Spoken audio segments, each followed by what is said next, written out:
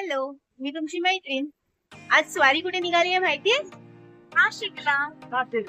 नाशिकला चला जाऊया.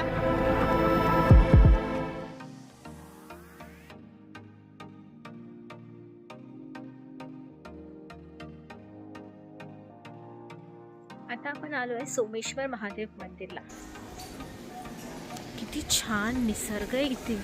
हिरवी हिरवीगार झाडं आहेत आणि खाली नदी सुद्धा आहे, गोदावरी नदी. आणि आता आपण आलोय पंचवटीला. थोडीशी पाय धुते. छान आहे.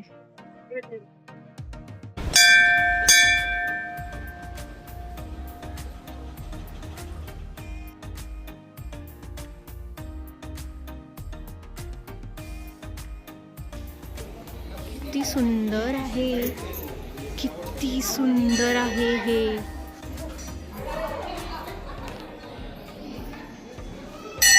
किती सुंदर आहे, किती मोठं आहे, प्रशस्त आहे हे मंदिर.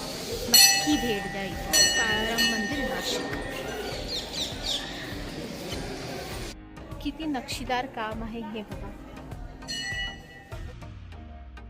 तुम्हाला माहितीये का या जागेला पंचवटी का बोलतात? कारण इथे 5 वृक्ष होते म्हणून. त्यातला हा एक नंबर बघा, 2 3 4 5 हा इथे कसं पुढे बघावं लागेल. पुढे बघा बघा 5 म्हणून याला बोलतात पंचवटी.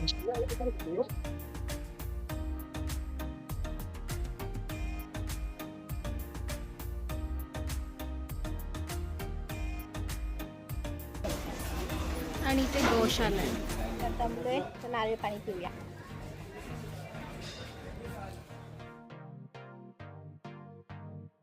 लक्ष्मण मंदिर बघितल्यानंतर जिथे लक्ष्मण आणि शूर्पणखेचं नाक कापलेलं ते बघितल्यानंतर आपण आता आलो आहे इथे जिथे रामाने वनवासात घर बनवलेलं, निवास केलेला.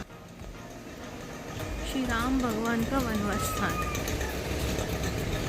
माझ्या मागे जे तुम्ही बघताय ते रामसृष्टी उद्यान आहे आणि इथे रामाचा मोठा स्टॅच्यू आहे. सप्तशृंगी मातेचा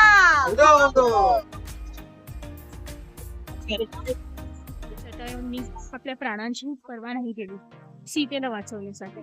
त्या जटायूचं हे स्मारक. जय श्रीराम. हे जे तुम्ही माझ्या मागे बघताय तेच आहे मेन जटायू.